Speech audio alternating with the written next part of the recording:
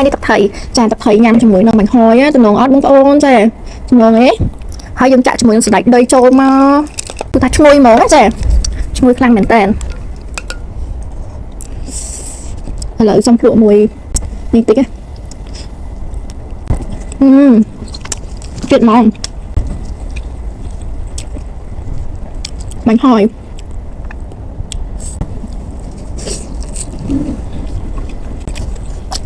ngon quá nên tôi chọn nhằm một cái mà bánh hôi ôi tha sạch ngon đi chanh khá nè bánh khá mình tay bóng bóng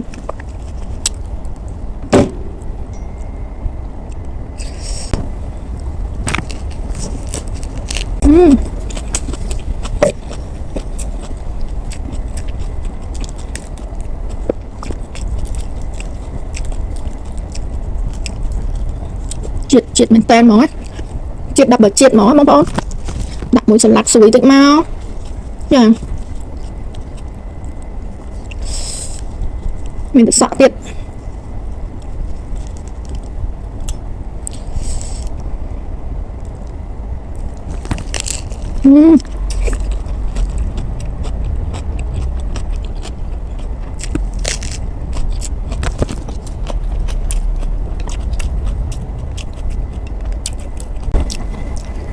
con tay anh sạch chắc thử chia ra bông con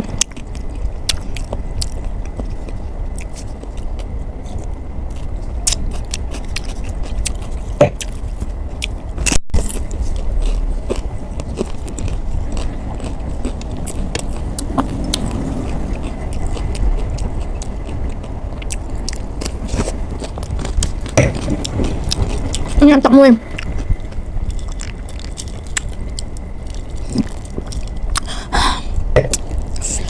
Phật thầy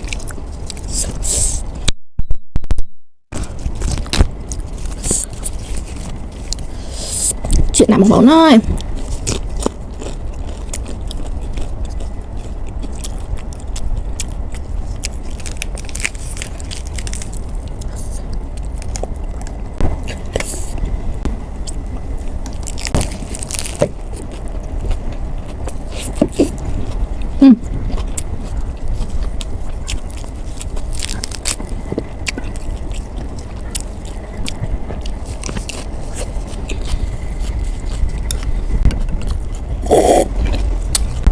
chuyện làm vấn đề